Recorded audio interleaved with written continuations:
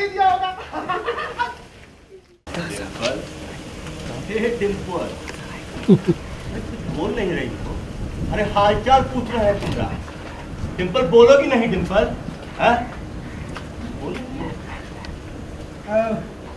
कल घास खाते खाते इसके गले में तिनका कर दिया था। तड़पा के मारेंगे, मारो इसे!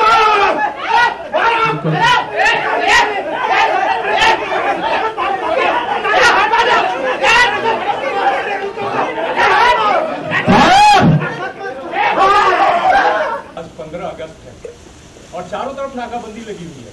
मैंने तुरंत अपने आदमियों को वायरलेस पर फोन किया और इसका टेम्पो पकड़ा गया।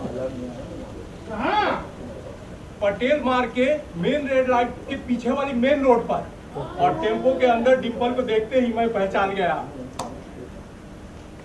डिम्पल